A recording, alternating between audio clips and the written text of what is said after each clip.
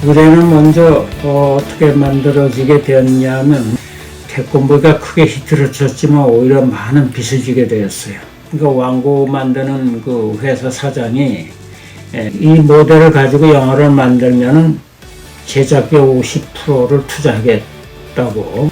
그래서 우레메가 딱 만들어지게 된 건데, 스토리는 처음부터 완전한 창작이라는 것 하나만 기억해 줬으면 합니다. 우레메를 실사 애니메이션으로 한다고 할 때 일부 사람들은 반대도 했고 불안해했죠. 그때는 애니메이션 학과도 없었고 또한 기술 교류도 활발히 이루어지지 않는 그런 시절이었었죠. 그런데 내가 이렇게 하면 되지 않을까 하는 생각으로 그런 아이디어로 시도가 된 거예요. 근데 결국 내 감이 적중했다는 걸 보게 되죠. 그게 제대로 먹혀서 소위 대박이라는 게 나버린 거예요. 그래서 지금도 나 후배들한테 말하는 게 있어요. 어떤 조건과 환경을 쫓지 말고 꿈을 쫓으라고. 그게 애니메이터들의 가는 길이다, 이렇게 말이죠. 그 영화라든가 애니메이션 어찌됐든 그 캐릭터라는 거는 그 내용에 맞는 딱 그런 그 인물을 설정하고 또는 캐스팅하는데, 그 바보스러운 캐릭터가 한번 이렇게 덤버링을 한다든가 하면은 초인간적인 어떤 그 슈퍼맨이 되는 극과 극의 어떤 그 모습, 그런 캐릭터의 어떤 그 성격이 특히 그 어린이들한테는 많은 그 흥미를 유발할 것 같아서, 딱 그때 심영래 씨가 그런 어떤 바보 캐릭터로 아주 인기가 치솟을 때, 그게 딱 맞아 떨어진 거예요. TV만 출연했던 그 심영래 씨는 하나의 영화, 그것도 이제 그 가족 영화, 어린이들을 위한 어떤 영화라고 하니까 뭐 아주 흔쾌히 아주 승낙을 했고, 그 우레메에 나오는 데일리의 그 어떤 캐릭터라는 거는 외계 여인이고, 이를테면 또 그런 의미에서 연기력보다는 아주 예쁜 여신 같은 그런 캐릭터가 필요했기 때문에 딱 천은경 봤을 때 딱 맞는 역할이었고, 너무 예뻤어. 그 미모랄까, 그런 어떤 눈에서 나오는 그런 이미지, 이런 것들이 참 여신과 같은, 참 데일리 역하고 딱 맞았던. 그 영화는 하여튼 그 캐릭터 설정, 다시 말해 캐스팅을 참 잘해야 돼. 만화 영화는 캐릭터를 잘 또 디자인해야 되겠지만, 일반 실사 영화는 캐스팅이 아주 생명과 같지. 그땐 역대 아마 영화계에서도 그렇게 크게 흥행을 하고, 또는 흥행한다는 건 뭐냐, 그만큼 이제 수익도 많이 거뒀다, 그런 얘기인데, 하여튼 그때 일단 우레메가 1탄보다 2탄이 더 많이 들고 2탄보다는 3탄이 더 많이 드는 이런 아주 기적적인 그런 관객 동원이 됐었어요. 그게 뭐냐면 대개 영화라는 1탄에 100이라면은 2탄은 한 80, 3탄에는 한 40 이렇게 내려가는 게 관례인데, 이건 이 세계 정반대의 상황으로 그렇게 히트치고 관객 동원이 되는 걸 보고, 어쨌든 엄청난 수익 창출이 됐었지. 대략 얼마 정도 보셨어요, 그 당시? 그 돈 얘기까지 해?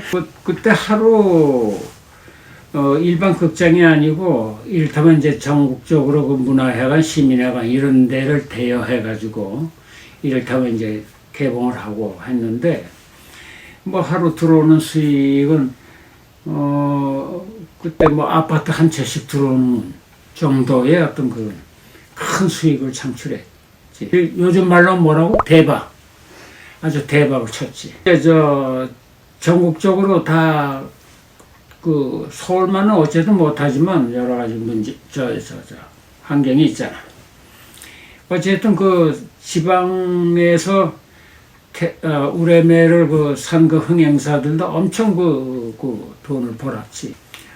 다음에 2탄 들어갔을 때는 그 지방 흥행사들이 가지고 오는 판권료가 엄청났었지. 그네들이 이제 돈을 그만큼 벌었으니까 2탄에 대한 기대도 있겠고, 1탄보다 한 서너 배 정도의 어떤 그 판권료를 가져왔었어. 그렇게 번 돈으로 월간 우레메라는 것도 아동 잡지지.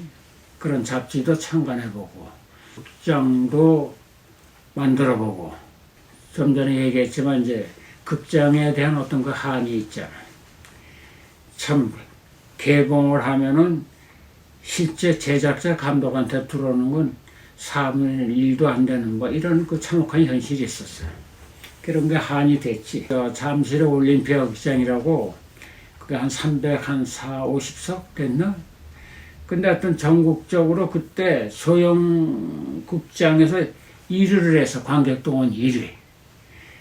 그래서 영화 협회인가?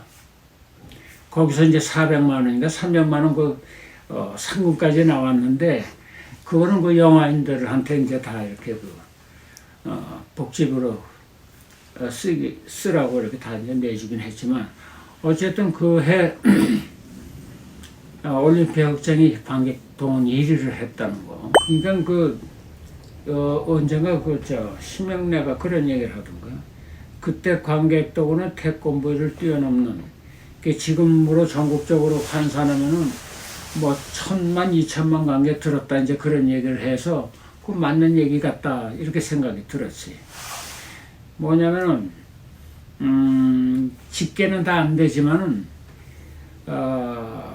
전국 어린이 또 부모들도 아이들 데리고 와서는 같이 봐야 하는, 어쨌든 그 전국적으로 그렇게 미어 터지는 이런 상황들이 오니까 뭐 그런 개선이 가능해. 거기다 이제 끝나고 나서 이를테면 지방 같은데 극장이 없는 이런 곳에는 이제 16mm 필름으로 다시 떠서 학교 마당 운동장에서 상영을 하고, 뭐 이런 것을 하면 정말 1000만 이상, 1000호령을 이렇게 들었다는 게 맞을 것 같아요. 우레메는 우리나라 최초로 애니메이션하고 실사 인물들하고 같이 합성해서 만든 영화라서 사실 최초라고 이렇게 얘기가 돼요.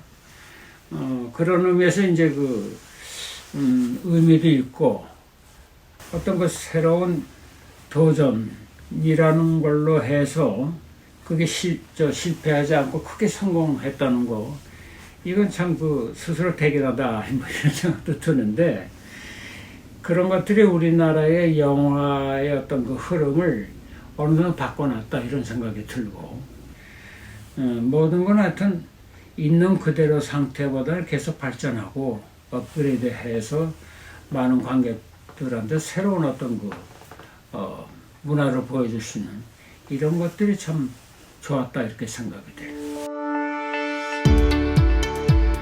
다음 편에는 우레메로 제가 큰 성공을 거두었지만 그 성공 이후 어떻게 망하게 됐는지 말씀드려볼 겁니다. 정말 쫄딱 망했어요. 성공 이야기도 재미있지만 그 성공이 제로가 되는 어떤 이야기, 어떤 과정이 더 재밌을 거예요. 또 많은 분들이 왜 태권브이가 후속이 안 나오는지 아마 궁금해 할 거예요. 그것도 말씀을 드리고, 태권브이 후속편이 아직 나오지 않는 어떤 단초도 어떻게 보면 다음 이야기에 맥이 닿는 부분이기도 하니까 여러분 다음 편도 놓치지 말고 꼭 봐주시면 감사하겠습니다. 그러려면 구독과 좋아요, 알림 설정 당연히 잊지 마셔야겠죠. 기대하셔도 좋습니다. 자, 오늘은 여기까지. 다음에 또 만나요. 끝. 안녕.